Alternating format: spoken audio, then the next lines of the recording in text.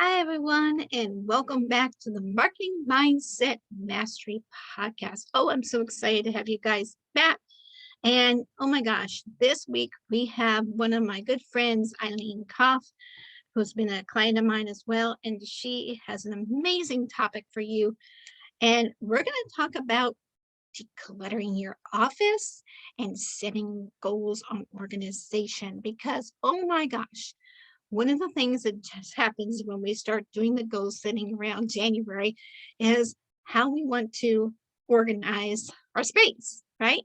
And many of us are working from home still in 2022. So I thought, what a brilliant idea, but bring a pastor of a church who is passionate about organizing and did a great Bible study workshop with us last summer. And if you want to learn a little bit more about that, we're going to be bringing it back in March. So but today's tips are all centered around organizing your goals for 2022.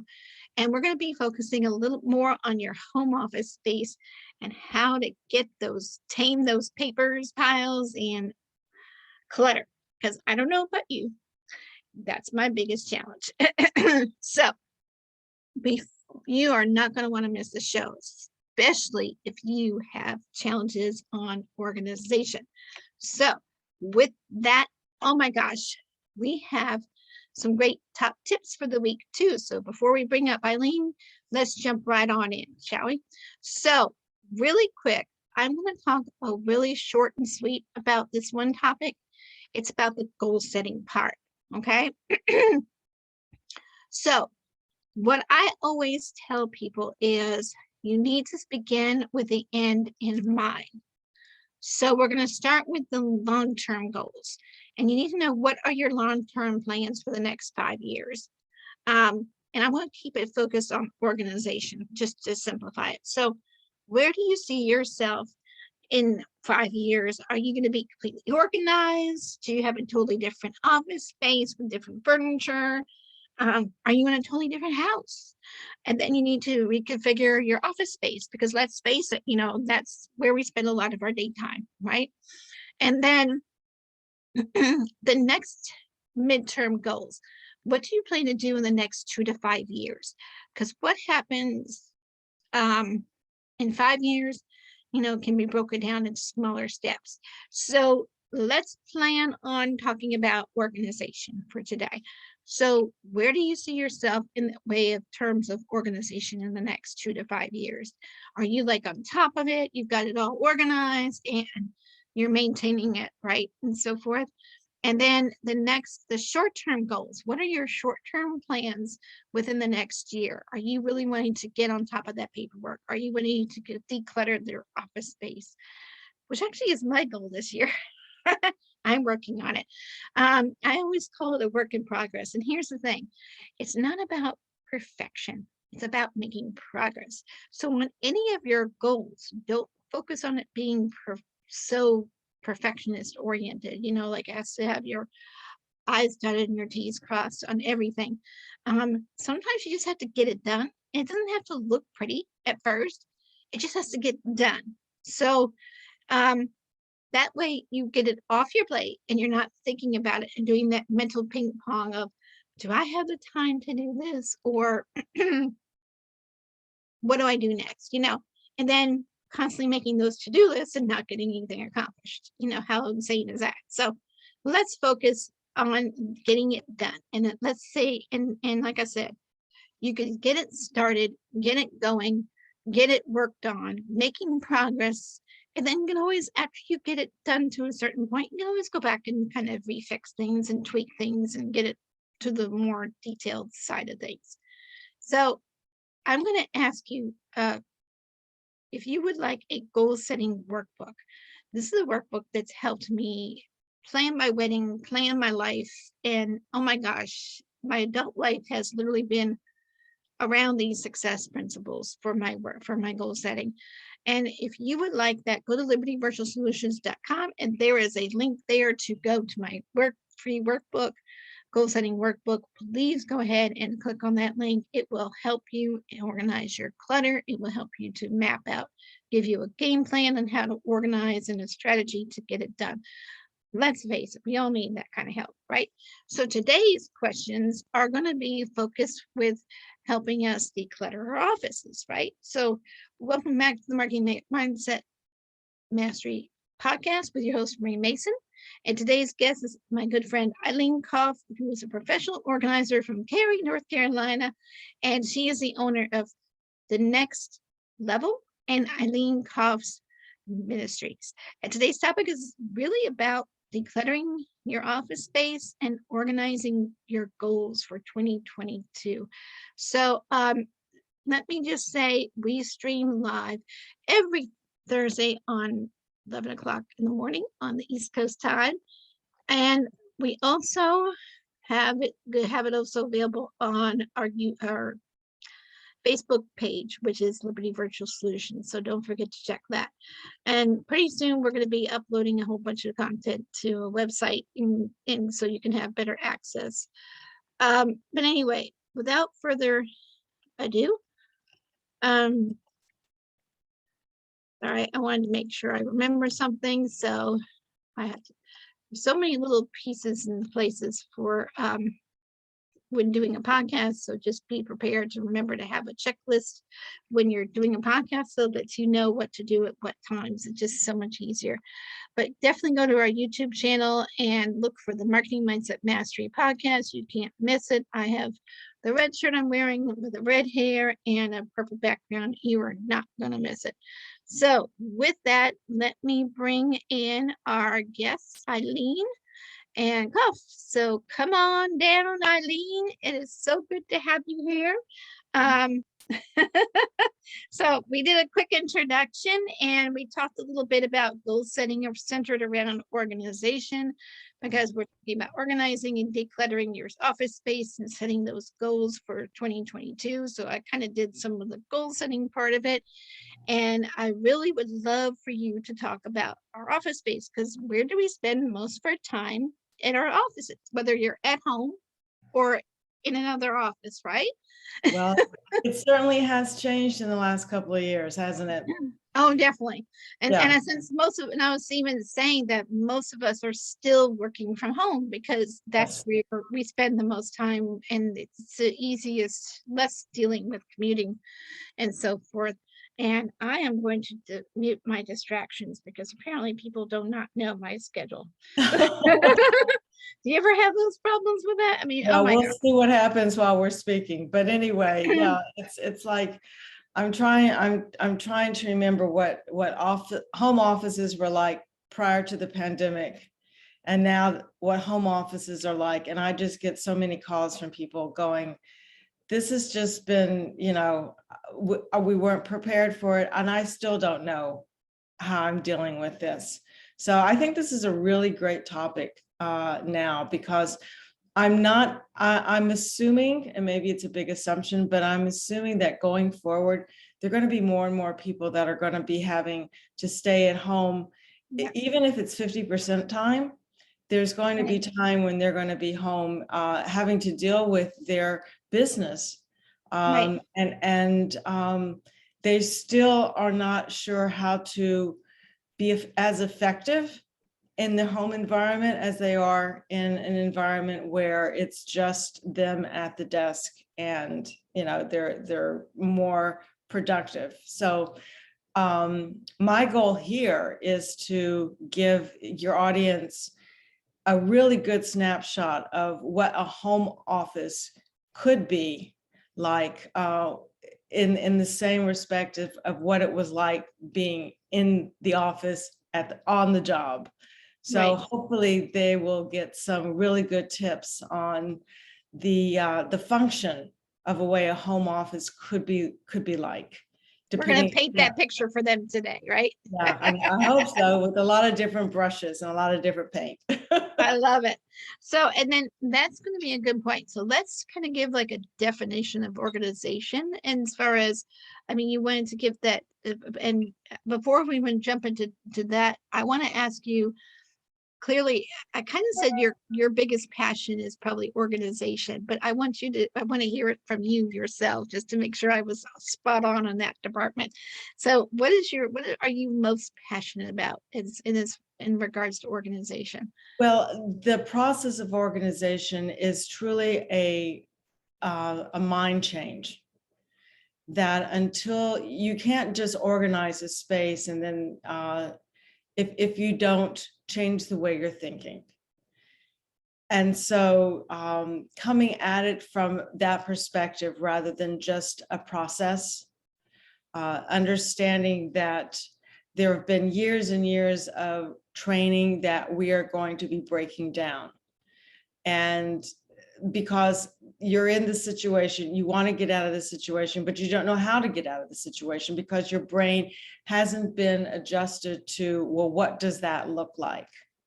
So the concept of organization is really a lifestyle change. It's not what you do, it's how you think. So when my clients get that understanding that, oh, it's not just coming in and making nice and then 6 weeks later get the call. No, I don't get the call again, because it really is having to change our brains as to what we believe truly at our core about what it is that we want.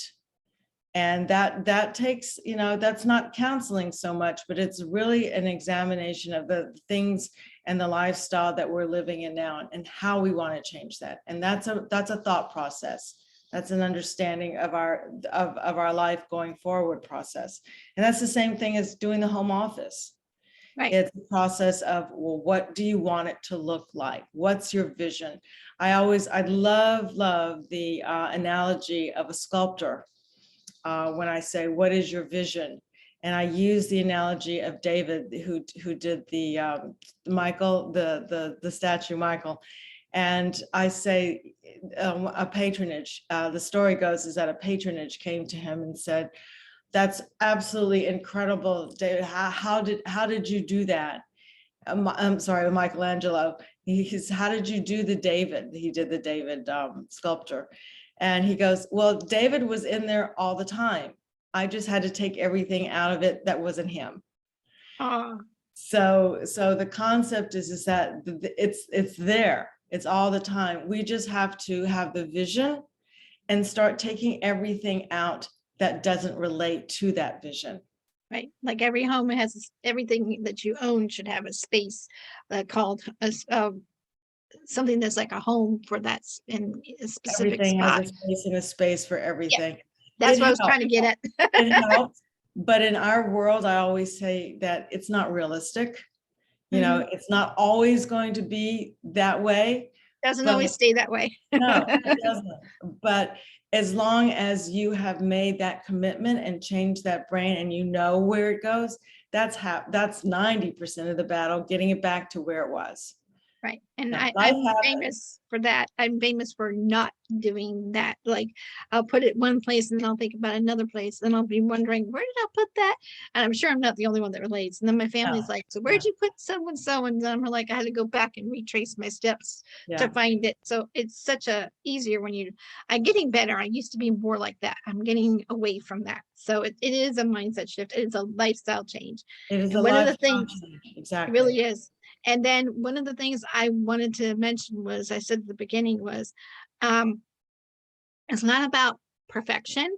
It's about making progress, because it's all about how to get organized and getting on top and taming that clutter and taming the paper pile and taming your space, because like you said, it's all about how do you want to visualize where you want the end goal. That's one of the things I said, visualize what the end goal is in mind, because when you know what that space is going to look like, then you can put the pieces together and and it's going to do it in small increments. It's not going to be always small steps. I always say there's a beginning, there's a middle, and then there's an end. Yep, right. Exactly. And we're on the same page on that. So yeah, that's brilliant. And I love the way you introduced all that. So now that we kind of given some definition of organization, I think we've already covered that now, because that you've spilled it out so brilliantly in that introduction. I think there's another. I wanted to figure out, hold on a second. I'm just jumping around. My notes are a little scattered today. So what is it like for you what's like a good process for decluttering your home? I don't know about anybody else here. I'm guilty. I've got boxes of piles of papers in my office that's stacked next to my desk. It has been there for a good couple of years, and I've been whittling it down. I've been making you see me make progress because we did that. I was saying that we did a organization boot camp workshop uh, back in the summertime with a group of ladies, and all of us had some great success and made so much progress. And some people actually conquered their clutter, which was amazing. I was not one of them where I conquered all of my clutter, but I made a good dent in it. I actually can walk into my space now without tripping over something, and That's good. which is That's a progress, you know. that's well, I want to just stop and just say that health and your well-being in your home is the most important. And a lot of time people go, it's so overwhelming, I don't know where to start. Yeah, it is. So, And yeah. it's great that you said that, because I would go into my office, I take a look at my clutter, I'd scream Yeah. almost literally, and then Yeah. I'd run out of the room, shut the door, and because it's so easy to shut the door and to hide the clutter. But the problem is the clutter is now spilled all over the house. So I'm at a point where I have to really, in fact, I even spent this weekend working on some downstairs clutter, and got rid of a few things. So I'm really relieved to hear. Congratulations. Thank Good. you. And it's progress. But I'm not, that's a small dent, but at the Right. same time, it was and my husband even helped me carry it out and give it to, somebody moved in our church, moved into a new place and needed some of our stuff. So I'm really good way to go through your house and get rid of clutter that way. But I'm Yeah. really, it is all about how you look at your space and then how to get around to decluttering. So I was hoping you could take us like on a journey on how to declutter, or how you want to, or figure out some sort of process for decluttering. I mean, however you want to frame it, but does that make sense what I'm saying with that question? There is an acronym that if you've ever read the book by Julie Morgenstern, Organizing from the Inside Out, I think it was one of the very, very first organizing books ever in print, way back before the year 2000. So it goes back quite some time. And she uses analogy of the word called space. And I like her process a lot. It works. I always tell my clients that once you know how to organize, you can organize any area in your home using the same process. So her concept of space, the acronym SPACE, is sort, whatever it is that you're trying to clear off. So sort them into, the different piles or the different, activities or whatever it is. And then as you're sorting it, you can begin, the P is purge. And so you would purge, what it is that you're no longer needing at the same time as you're sorting. And then the next one she has is assign a home, which means, okay, so I have all of these things that I have sorted. Now, where is it going to fit? So you look around and you assign a home for where it's going to fit. So that's assign a home. And the next one is C, which I would call containerize, put it in a specific container. And that's where you would label it and you would, do those kinds of things. And then the last one, E, is equalize, which is her word for maintaining. Because if you only do S, P, A, and C, you'll never have the space. You always have to use the E to maintain what you've done until it becomes a lifestyle and a habit, many months later. I use that in many of the processes that I do when I teach my clients. It's not exactly like that, but it's some. I mean, when we're having a conversation, that's the best way for me to discuss it. But it's so generalized. I mean, when you're saying, well, how do you organize? Everybody has a different issue. but everybody has the same problem. Mhm. Oh, So, disorganization. yeah, so it's like you coming in and trying to tailor the problems that each individual have according to what may have worked in the past for someone else. That doesn't work. You have to get to know your client and know how they think, what's the best process for them in terms of their learning. Are they an auditorial learning? Do they hear best by, say, listening to a podcast? Or do they learn best by reading something? Or me, I'm a kinesthetic learner. I have to do it in order to get it. And a lot of people are, one is more intense than the other ones. In other words, yes, I can hear and also do, but I am a much better doer than I am a hearer. So learning your client's ability on how it is that they learn best is going to be critical in terms of how are you going to present, an organizing structure for them. So that's why I say everybody is different, but yet everybody might have the same problem. How you go about it is really going to define how they learn the best, how you relate to them the best. I can be very, very general, but it's not going to be specific enough for them to go, oh, okay, this is how I do this. Okay, I'm going to go down. That's why there's hundreds and hundreds and hundreds of books out there. And I see them all the time on the shelves when I get called in because they've read them and they should know how to do it, but they can't do it because it's not specific to their needs particular. Right. And a lot of it is how they process the information too. Yes. And it's about how, not just how they learn, but how they process.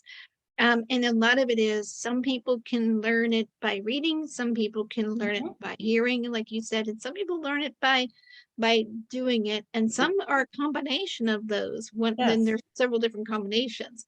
So it's not like a one, like you said, it's not like a one size fits all kind of. You can't box people into that one mode. And everyone's lifestyle is different. Single people, married people, people with families, people with empty nesters. People that are downsizing. There's all different kinds of issues that people are called in for, and that presents all different types of different issues. Right. So do you have something specific you'd like for me to hone in on? Let me think about that. I think, yeah, I do have something I wanted to ask you about. So let me go back in here, my cheat sheet. So as far as paper clutter, because I don't know about anybody else. I knew you knew I was going to ask about that.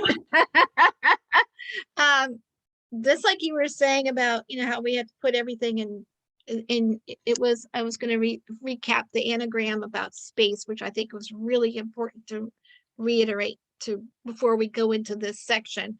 But you said the anagram from space, from that organizing inside out book, which I'm going to have to go look up. But anyway, it's called S for sorting the different piles, P for purging, A for assigning a home, C for containerizing. I can't speak. I just cannot. Not at the moment.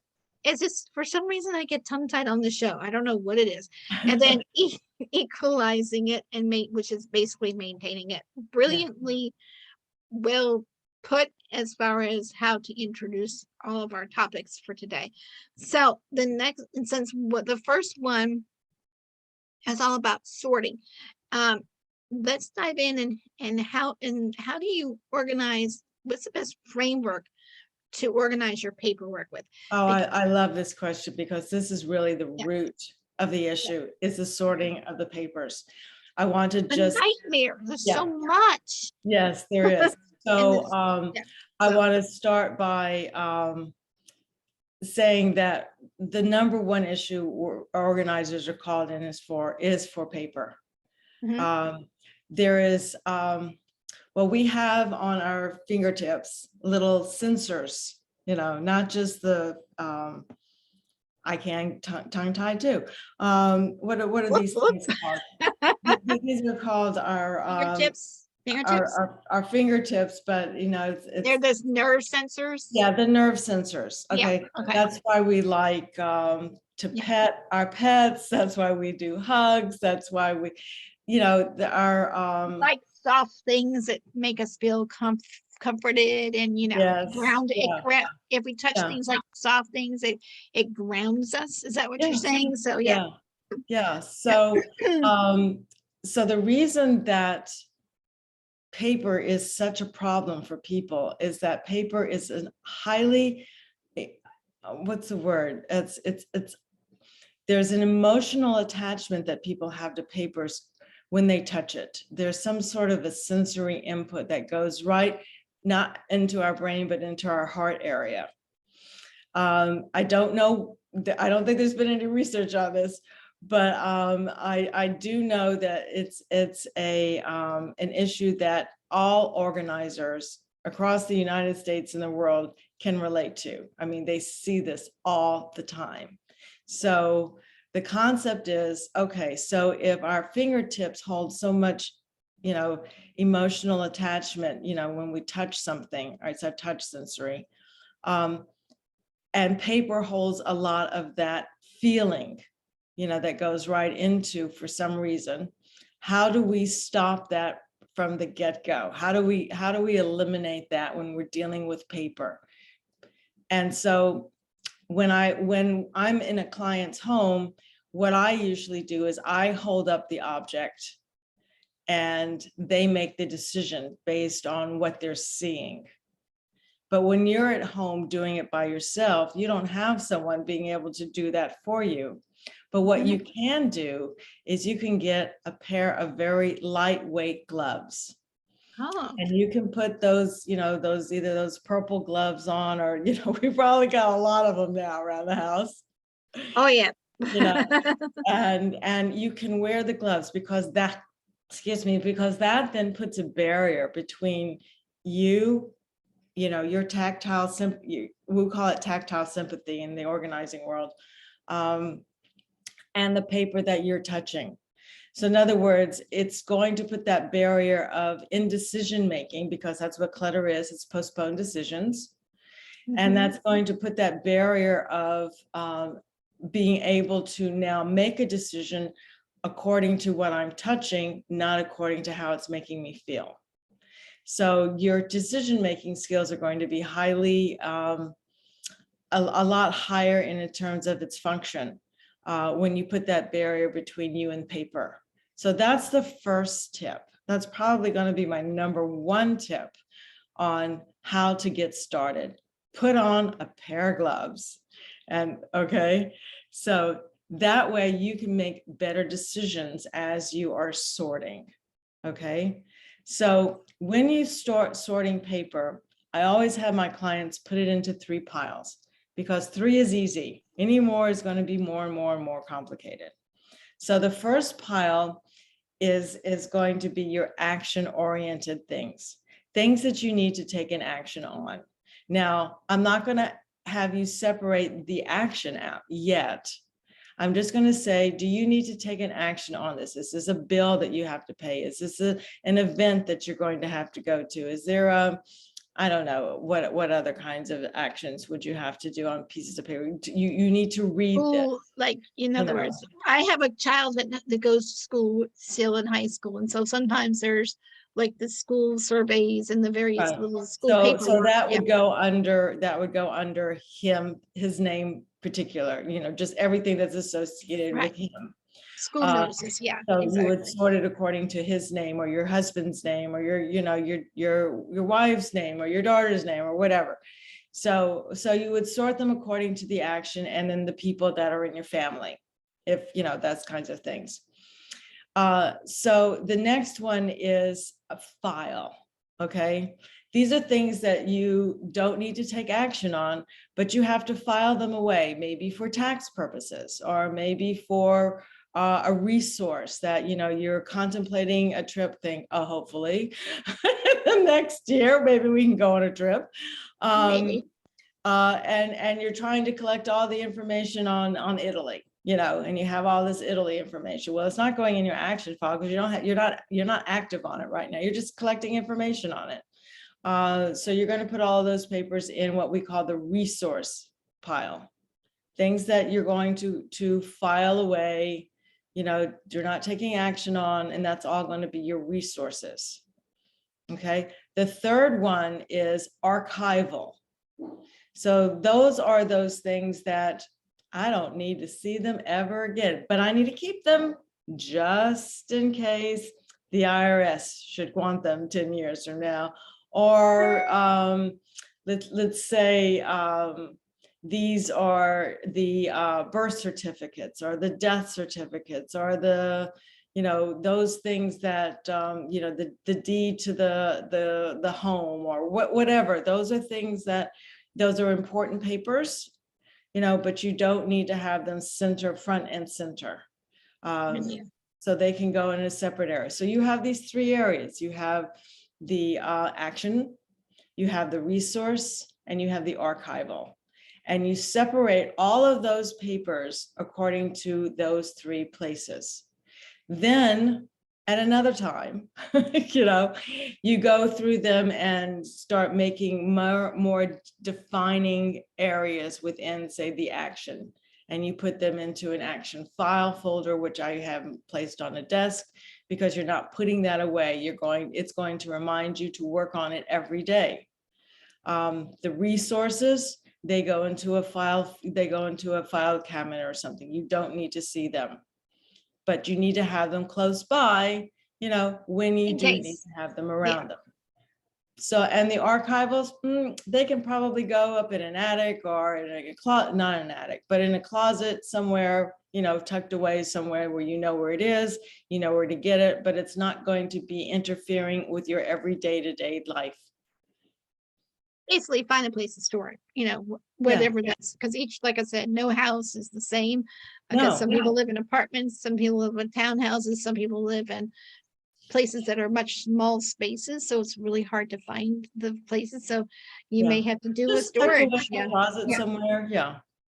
And it doesn't have to be like a huge pile either. You could condense it down to just one box of those kinds of papers. Well, I've gotten like what I've been putting together, and I got this because one of my clients sort of has tried to coin the phrase of the emergency info file. Yes. And she was the one that gave me ideas of that too. So I started updating it around that time because I realized I always had one with our birth certificates and our like archival kind of papers, like all the stuff that like licenses and copies of our insurance and copies of different things. That's a whole different topic. That's a whole different topic. Which we might go into, but I mean, we can just quickly go into emergency papers. Yeah. You want to have something, I call it the grab and go box. Yeah. Okay. You want to have that in an area where, God forbid, there should be a fire or a flood, or you have to leave the house or whatever. You want to have everything that is extremely important, to you in paper, to be able to just grab it and go. I also have told clients that if they want to do this, they can make a copy and then send it to a relative. And then they can also keep a copy at that relative's house just in case, so they don't lose it as well. So, but that's really, really important. I'm glad you brought that up, because you want to be able to have all of those incredibly important papers in an area where, if God forbid, you have to leave the house, in an instant, which so many people all over the United States have in certain times of the seasons, like the fires or the floods or whatever. They can just grab natural disasters. You just never know. So you can just grab it and go. But that's an offshoot to this, but it's a very important paper issue to discuss. So I'm glad you brought that up. Thank you. And I think it's important that we keep that file current. Oh, And absolutely. because, Yeah. they're Don't burst. forget. I don't want to be morbid, but they're burst. There's deaths. There's Yeah, life absolutely. situations, and you're Yeah. going to have to make sure that all that content is updated, because she was telling me, this lady was telling me that she has clients that, because she helps them put together the information, the info files, Okay. which is your grab and go box for emergency papers. And people didn't know about safety deposit boxes, or things that that the spouse did, that they, or they didn't realize they had access to certain funds. I mean, it was just, so it's really important that people having conversations Yeah, absolutely. around emergencies. It's as uncomfortable as it is to talk about. If you're not organized, your mess is left with your loved ones, or whoever is your executor of the will. So you really need to have a clarity on that. Yeah. And so getting yourself organized and getting rid of that clutter means your family is not going to have to do it when you leave the earth. And I'm not trying to Right. be morbid, but that's just an No, example. this is the truth, especially now, Right. And people are I read a quote recently, and how there were over 900,000 people that died since 2020 Yeah. because of the virus that went rapid in the last couple of years.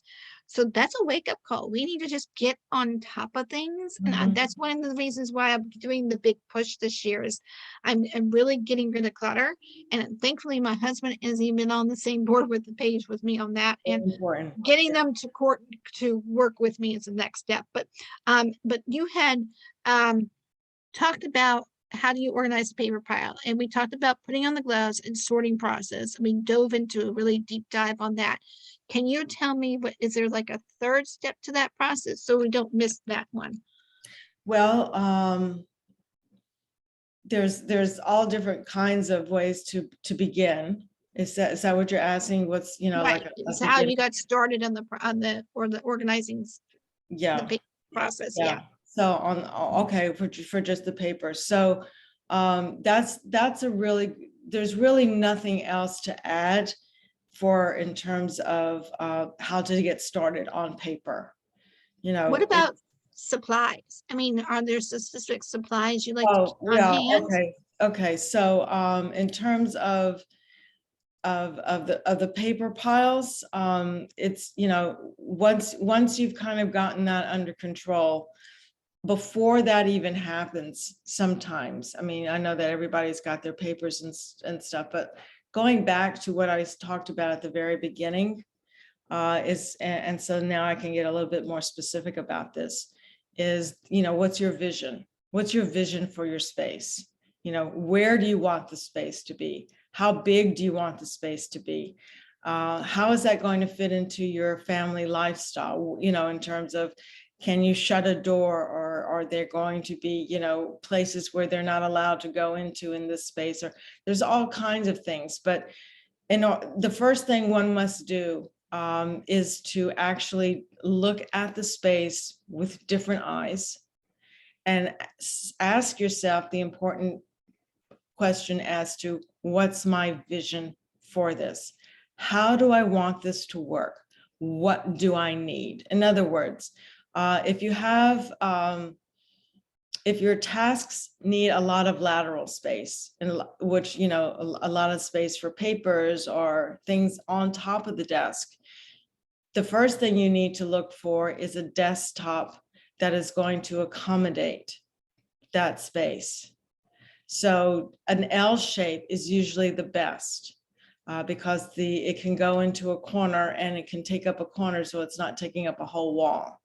Those generally be the best, with the computer, hanging out in the corner of that L-shaped desk, and things of that nature, and the file cabinet on one side or the other side.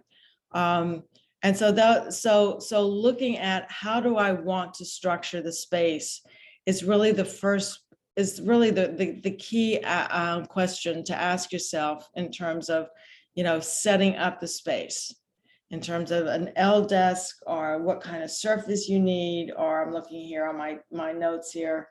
You've got piles of papers on the floor and those kinds of things. Okay, where are you going to put your file cabinet? Where are you going? You know, so just look around at your space first before doing anything and get a vision for what you would like. And just again, like the Michelangelo's story, take out everything that doesn't fit that vision. That's step number one.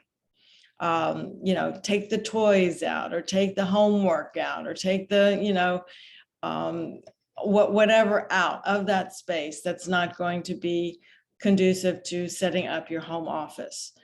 So that's the first aspect. The second aspect here is, okay, so what's the lighting like in my space? That's really, really important. If I could bring this over to you, well, maybe we'll see if I can. That's a good idea. I didn't even think about that, because especially if you're doing like video conferencings or podcasts or something, the podcast people always sit there and say, you need to have really good lighting and a good background. Nice light. So yeah. So I usually during the daytime, I do not need this. Okay. Right. This is not something I would have, and I'm not doing this because I'm on a podcast. Right. But I keep this here. If I'm working at night, I need a light. Right. And today it is so cloudy, it's raining, that I would be squinting at my stuff if I didn't have a light next to me. Generally, I'm on an east facing window and I get the brightest light. I mean, I call this my miracle plant, you know, area to put my plants here, because they get such great lighting most days. But on a day like today, I need that light. And so look at your overhead light. Are you having enough lighting on your computer? You have lighting on your desk, on your different task areas? And then how does it affect at night? How does it affect during a rainy day? Those kinds of things. It's very important. There's so much energy and headaches that are spent on squinting and can't find something, and you spend half the time trying to concentrate because you can't see something. And so you know how those headaches happen because you're squinting and those kinds of things. It's because you don't have the right lighting in your room. Right. So that is really, really important. And then the next question I get was, okay, so how much equipment do I need? Well, this is a podcast. I'm not in your office. I can't see it. I don't know what your specific issues are, but you need to decide before you start clearing out and organizing, what do I need in my space? Do I need a printer? Do I need, I don't know, what are some of the things we would need? Well, when you're dealing with podcasts, for example, you're going to need a good microphone or a headset. You're going to need lighting. You're going to need a good background, like a backdrop, something that's neutral, like greens, like a green background, or like I have a neutral tan one. So that's usually, or if you have you have neutral colors in your background too. So you need to have, background and sound come to mind, and like you said, lighting. But those are just some examples to keep in mind. But you were going to say something else, and I'm sorry, I just wanted to. Well, just the terms of the equipment. All right, so those are specific to your needs. But generally, what do people need? Do they need a computer? Do they need not so much a phone anymore, right?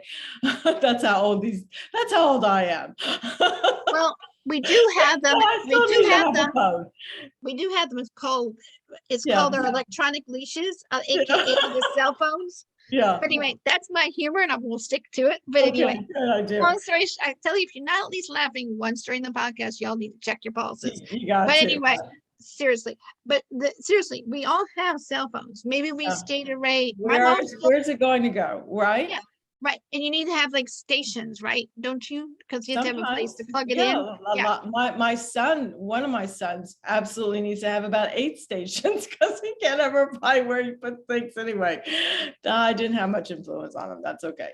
No, that's a good point. And that includes like your computer, your right. whatever it is, right? So whatever it is that you need to have, the equipment that you need to have, you need to make that decision prior to starting out and getting things together. So writing all of these things down is what I call the beginning phase, beginning, a middle, and an end. And the concept is get your vision, get your pad and paper out and start writing.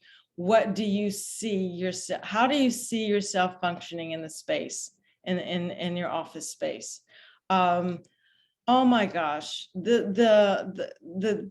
COVID virus has brought so many people, and it's not just our space anymore, working from home. We've got students now having to be at home. So they need to have a space. Okay, where's that space going to be? How is that going to be conflicting with so many different areas of the home that where are we going to put it? And so one of the things that I have come up with is finding a closet that you can turn into a workspace if there is no workspace. That seems to be a really good solution for a lot of people, is taking that closet that is basically a storage unit and turning that into some sort of a workable space for a student or for a small area for something in terms of an office. So that's worked in some people's lives. Right. And that's so cool. And you could even, I've seen some examples of that. If you just go online and look up, how to turn a closet into, there's so many YouTube videos There's too. so many things, yeah.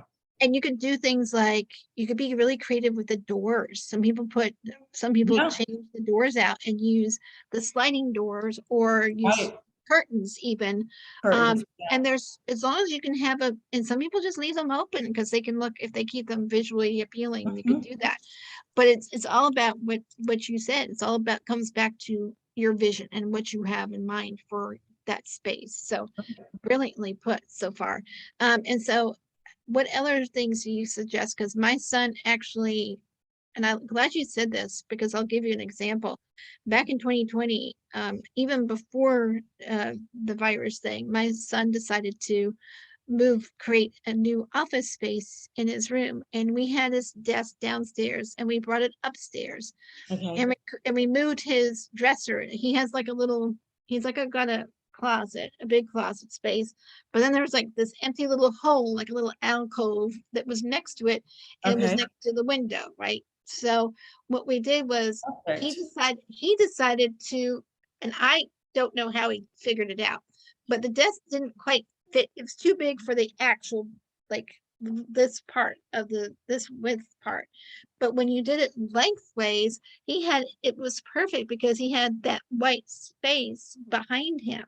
Okay. And so he was able to he has one picture frame in there and I think a calendar that on the walls, and it's just blank everywhere else. But it gives him 3 walls to play around with. And I found these small little cubby cube thingies that are like about this 12 by 12 or something. And I had 2 sets of them and I gave him those to put on top of the desk. So he had places to organize some of his stuff because he also likes to do video games. I mean, that's just a common thing around this time, for this generation. But anyway, so he has a little figurines for that. And so he's organized his space and he's maintained the office space nicely. It's just, I wish I could get the rest of the room organized, but that's a battle that we're going to face one day. But anyway, long story short, it created that little alcove out of a little corner of his room. Okay. And it was, and when we did have to go online in 2020, he was using that space for 18 months and he still uses it today, even though he's in person now. But he comes home and uses it for gaming and homework. But it's a great little example of finding that little space that works. And it doesn't have to be the conventional, traditional ways. No, it doesn't. You could make it, you could customize it however it works, like you said, using the vision and being creative. And so I thought it was a very good example to find to where he found a spot in his room that was perfect. And yeah, it works. So anyway, that was my little add-on, and I didn't mean to take more time on that, but No, that's wonderful that people need to see that there are solutions. Just get creative. Right. And that was my point. Yeah. There is no wrong answer. There Right. is no, I have to have it here.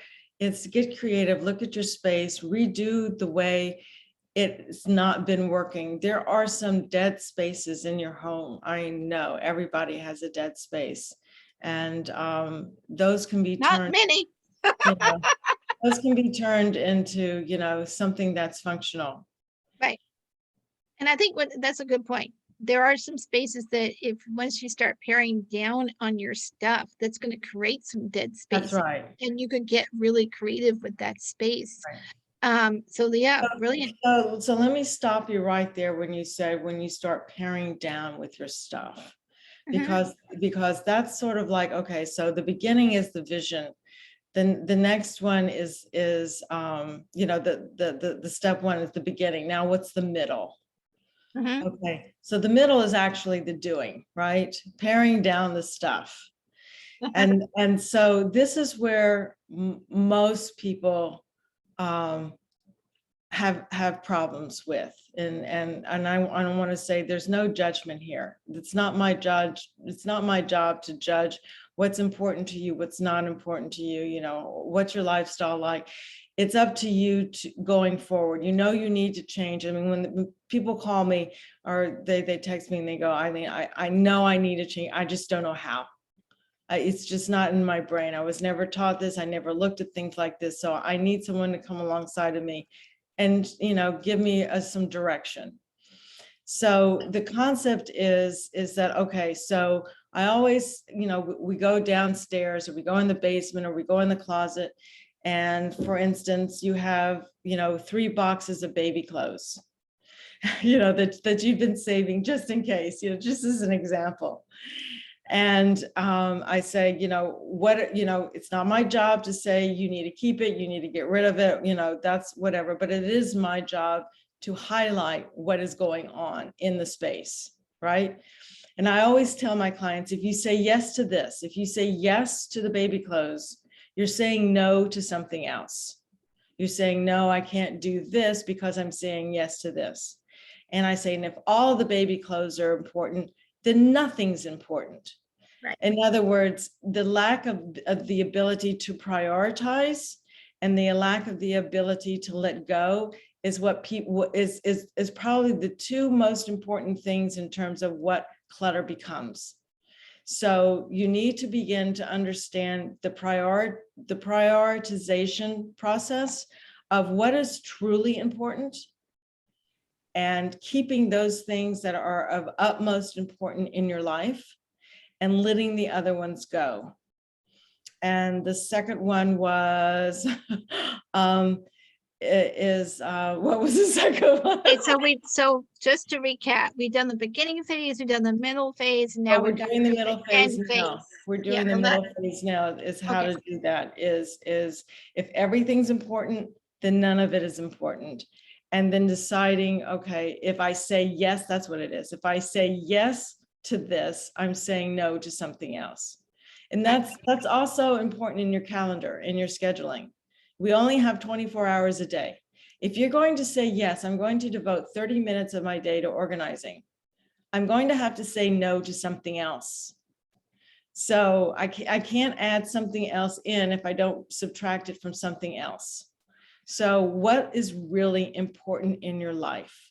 So, okay, I have to get this under control so that I am not going to be able to watch TV for half an hour. I am not going to be able to be on the computer for half an hour. I'm not going to be sitting in and talking to my family or my friends for half an hour. I am not going to be able to do this for half an hour if I say yes to the organizing process. So in the beginning, that's really hard. That's really, really difficult for people to understand this, but understanding that those 2 things, saying yes to something, you're saying no to something else, is also a prioritization. What's important to you? Right. If you keep everything, and if everything's important, then nothing's important. So being able to and that's really something that is rarely taught in schools or taught to people. So learning how to prioritize. And I teach it in my business academy. there you go. But I Uh, tell you, I don't see it very often no, I offered. don't So either. good point. That's why we get called, because people have lost that ability to understand what is truly important in their lives. And Right. when you do this, when you're setting up your office area, you'd be amazed how people can begin, oh, I can't believe I had this in here. You know, like, what was this doing here? This doesn't belong here. You know, and it's all these things that just keep coming up and really spilling over into how they want their lives moving forward.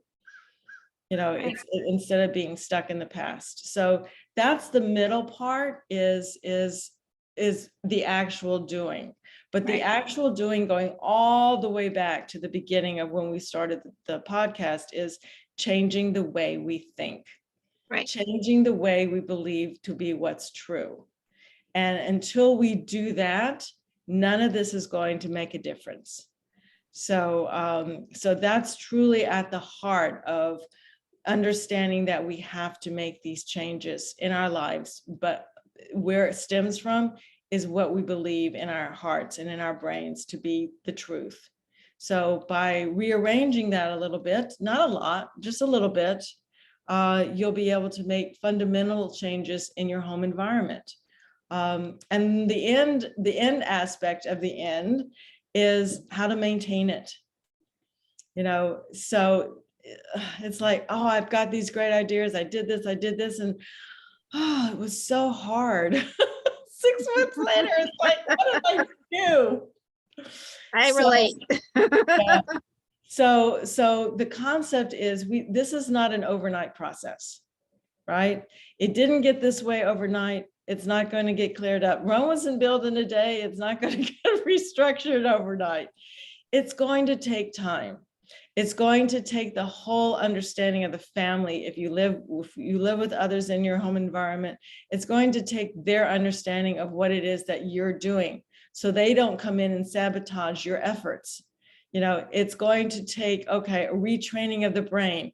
The brain can only remember so much, but if we use a label maker and we put a label on, you know, these things that we're doing, until our brain understands where things go, and the whole family then can see where things go because things are labeled, that's going to make a huge difference in the ability to maintain the space.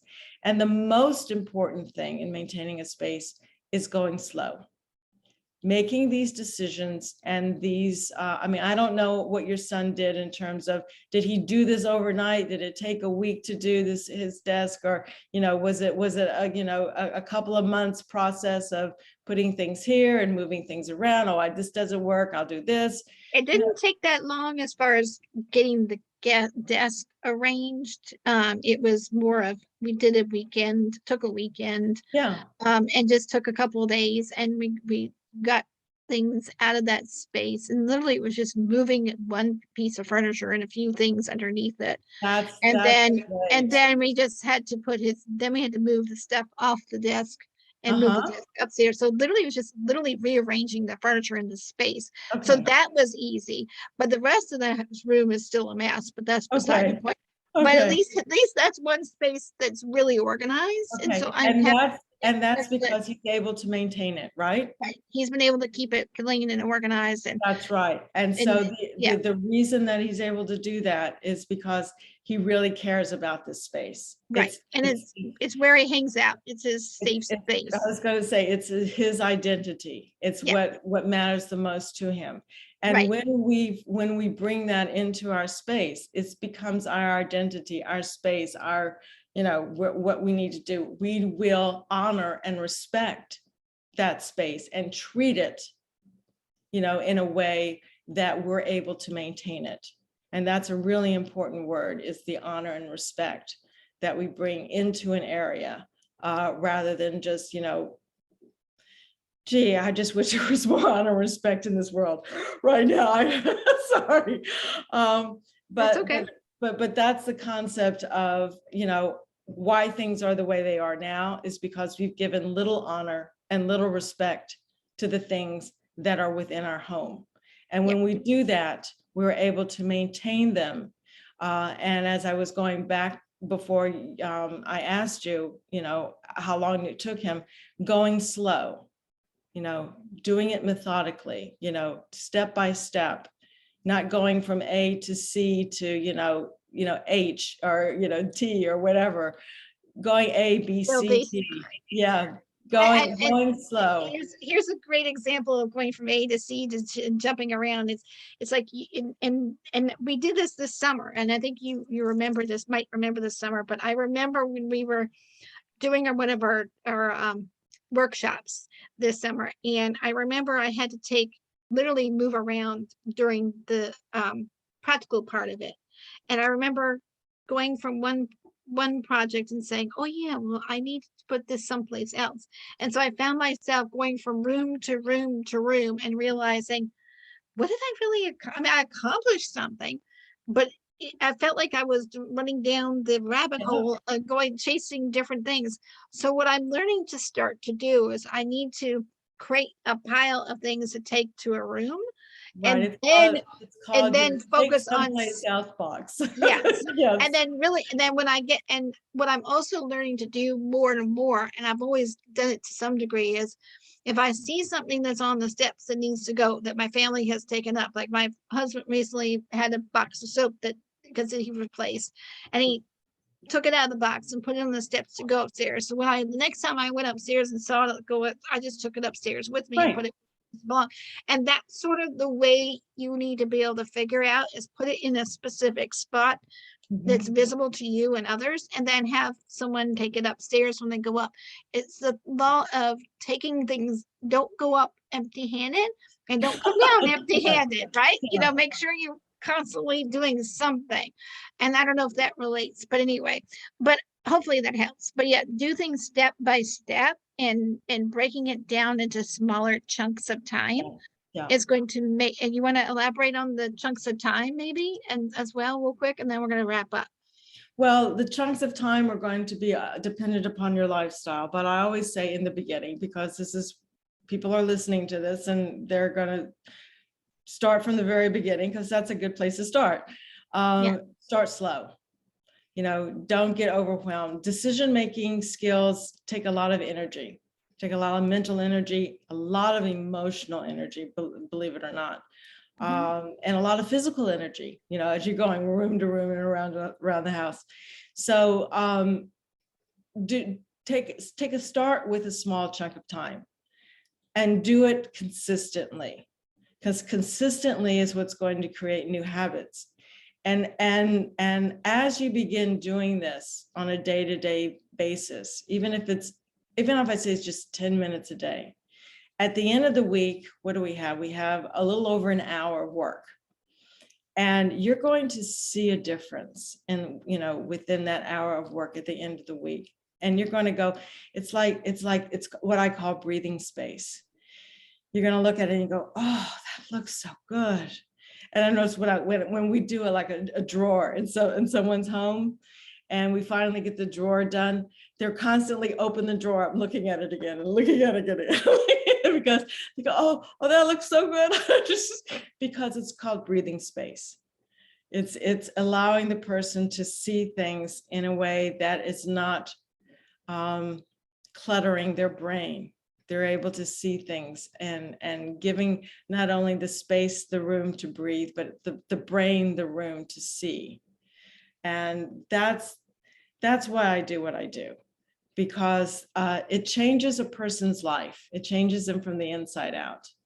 And not only that, but then other people begin noticing what's going on with them, and it becomes a ripple effect. And so they begin changing their family's lives, and their family begins explaining it to, their friends' lives, and their friends come over and go, wow, what did you do this last week? This looks different. And how did you do that? And so the ripple effect is really contagious, and it's transformative, and it can affect a whole family and a community and everything that you touch. But again, it goes back to, how you think and what you believe, and taking it slow. This isn't a process that's going to happen overnight, but by keeping it consistent on a daily basis, and then being able to see the progress that you've been making over the week or the month or the year is going to make a difference in your life in all other aspects of it. It's not just the way, your space looks, but it's going to change so many different ways of you're looking at the world, basically. No, that's brilliant. No, and I love how you just laid that out so simply. So hopefully, and one of the things you want to do with paper pile, I'm gonna mention this, we're gonna have to maybe do a whole section on paper pile, but you also want to set up a filing system, and you gave us such a really good, like, simplistic file system. And just to recap it, and that is sorting it into like action papers and resource files, and then archive files, Okay. and just really being simple, and really keeping it simple, and just checking a lot of the things that are not necessary. I mean, if you're going to want to keep like your son's artwork, or like he write great poems, for example, or something, then what I suggest, and I don't know about you, put them in binders and do like a portfolio that he can take with him to wherever he goes. And it's a great So, memory. So so that's just a that suggestion. I that don't gets know. back onto what I call honoring and respecting. Yeah. Because if you keep all those art projects in a container somewhere in the attic or in the basement or somewhere pushed aside, why? No Right. one's able to enjoy them. Oh my gosh. In the home that we just moved into, I devoted a whole bathroom and a whole bedroom that is our guest bedroom that has nothing but my youngest son's artwork. Oh, that's a good idea. It's his room. Oh, It has all of his artwork, and so when people walk in and they go, this is Keenan's room. Yeah, it is kind of Keenan's room, because it's how I honor and respect what he's done. that's great. And the other kids, they have their artwork, but that's what I did. I put them into a frame and I hung them up, and Yep. I showed this matters to me, what you've done. Right. But by keeping it in a place that is irrelevant, Yeah. is why are we keeping it? Is it, Right. again, we go back to, what's truly important, and how are we honoring and respecting what we say is truly important to us. So that's a whole nother topic. Yeah, we're gonna have you back for some more ideas on that. But one of the things I did was I have taken the pictures of my son over the years since he was born, and I Mhm. framed them and put them throughout the different parts of the I house. love In the that. living room, I have it in the downstairs hallway. It wraps into the living room and the dining room. I need to reorganize as far as where they go, but I am super stoked because it's just it shows you the progression of how he's changed in the Yeah. last 16 now. Eileen, but during Oh my 16 gosh. again. Oh my gosh, 10th grade, high school, love him to pieces. He's an awesome kid. I just shocked at how fast he's grown. Just And wait yes, till he's 40. I'm not ready for that stage. I'm not even ready for him to start driving, and he's already talking about it because he's already took the lessons, the written lessons part of it. Now Okay. now he's asking for, the next stages of that. So I'm like, oh no, I'm not ready for the stage yet. But I told my husband he's going to have to take time to teach him on his car first on a stick shift before he goes on to a automatic, because he Yeah. needs to learn to know both, and then be able to find out what's comfortable for him. I want him to be able to know which one is the best for you. But you have done an amazing job. And also some of his artwork, just where I was going with that, I have it up and down the steps going upstairs. So his artwork Okay. is all up and down I love that. and it's just a progression of some of and I took some of the highlights of things that I thought some were ones that were actually put up in the school, because they had sometimes art displays over the years. So some were displayed at our local mall, and so I took and highlighted them. Now, granted, not all of them are framed because they're kind of awkwardly position, but but they look framed because of how they're That's presented. nice. And they also have labels of the year, and they have art names on his Very name. important. That's And very important. so we can remember, because Yes, exactly. yeah, Exactly. exactly. So I'm like, so you and I are thinking a lot alike, but oh my gosh, that was when you just said that, I'm like, oh yeah, I did that. I just did it in a different way. Yeah. And he didn't want it all in his room. And he has some stuff in his room, but I'm like, but I want to be able to display it. So not everybody Yes. who goes up the stairs, but they'll see it because it starts at the bottom of the steps. Yeah. So it's like a progression. And it's like, oh, I did it from like a certain grade and started That's working my way up. And so it makes it nicer to have his, more personalized space. And so he's clearly the most important people in their house, I think. But anyway, one of the things I wanted to ask you, not even ask you, but mention, but Stephen Covey does talk about prioritizing tasks. He has a whole bunch of books on that topic. I just thought I'd let you know. And I did some research, and the ladder.com career advice says not only does paper documents elicit more substantial emotional response, but readers also remembered more clearly what they read. So other researchers have found that using functional magnetic Renaissance imagery, I don't know. I'm not going to try to pronounce that because it'll come out funny if I try to do the initials. But anyway, and basically that paper seems to make information more real to the brain. And I think that stems from what you were saying earlier about how we connect when we touch it and we see it and visualize it, we had that emotional connection. So I just thought those are some things that backed up what you were already saying. Right. But anyway, we need to actually close out the show. It's already been over an hour. Oh my gosh, has it been? I just felt like it was really important information that we need to hone in on, because our space is where we hang out in. So we need to have that information. So, and we need to be able to make sure that that space is functional. So I wanted to ask you, do you have, and it could be the same thing we talked about earlier, but what, first of all, I wanted to know, what is the number one action step that you wanted to give to people, to our audience, so they can go and apply it on down is, they can even apply it while we're talking or maybe afterwards or whatever. So what is it that you wanted to talk about? And you were talking about that earlier today. We had mentioned some of this too, about the beginning and stuff. Well, one of the actions things that they want to know more and want to dive deeper and want to, get in touch with me, they can go to my website. It's tothenextlevel.net. That's tothenextlevel.net. I've got lots of blogs on paper and all kinds of things that they can read. They can contact me personally and decide if this is something that they want to do. So that's one step that they can do, is actually be able to contact me if this is something that, that they're ready to go in their life now. They're Right. ready to make the move. Right. The other one, the first thing that I would do is decide, what is, how are you thinking? What's the number one, the number one area that you want to address? Is it the office? Is it the kitchen? Is it the bedroom? Is it the bathroom? What's bothering you the most? That's usually how I start things. It's what's bothering you the most. What And space is the worst mess? yeah. Well, no, it's not necessarily what's the worst really? mess, but Okay. it can be what's going to enhance my life the most.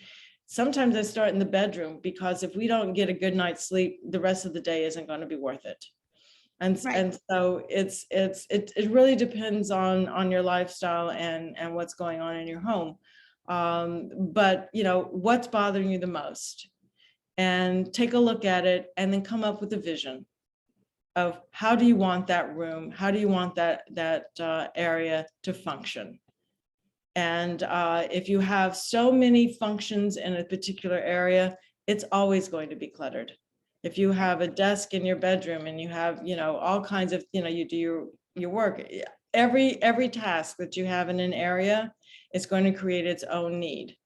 So keeping things simple, going back to pulling away everything that doesn't belong in that space is really going to be the number one way that you can begin seeing things with different eyes, looking at things with clarity, and just dreaming, how when you first walked into the space, how did you see it?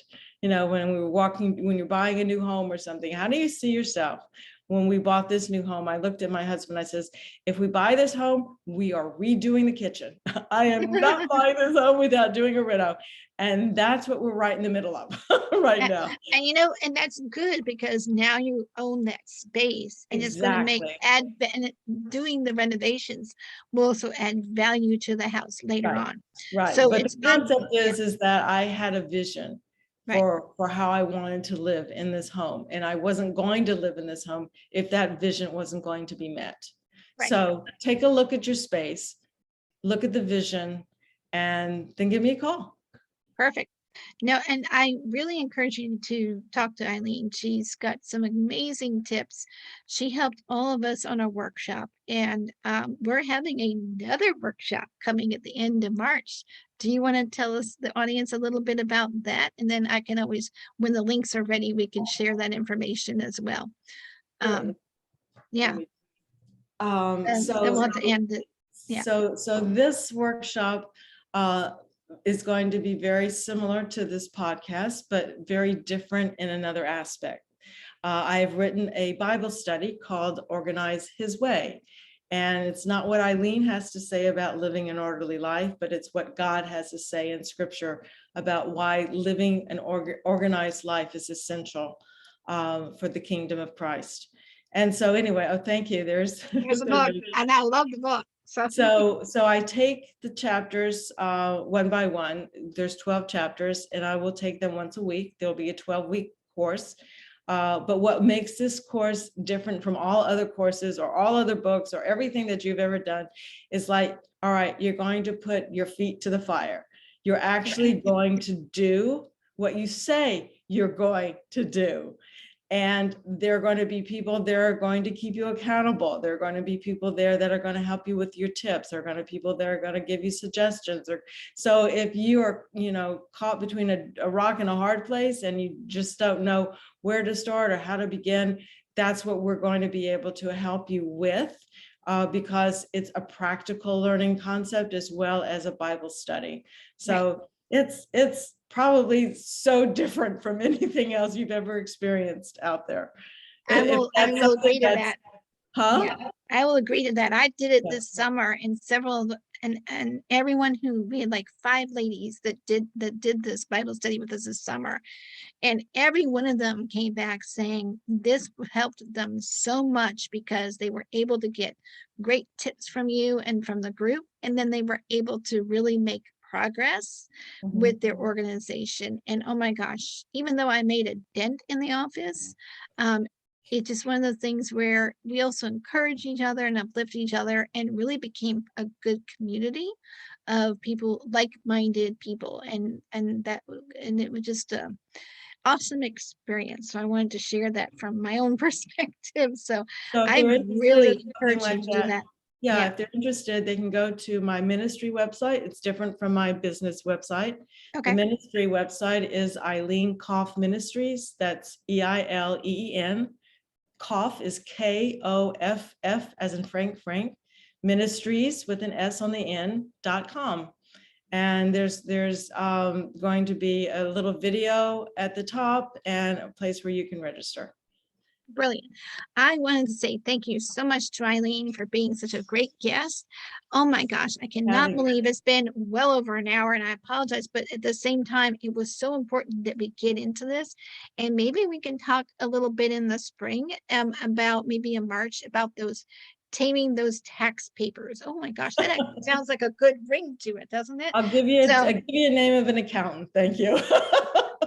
Well, I mean, for like setting up the filing systems for it, not really more. Right, because I'm not going to have you go in like us as a tax consultant, because you're not, but you might have some great organization perspective of that. So that's more of an organizational focus because tax time is coming up, guys. And Yes. you know, January's we're already rocking and rolling if you do the quarterly, and we're getting ready to hit April. So oh my gosh, it's like this year you blink, don't, it's gonna go fast. So anyway, I think we're making up for the last couple of years.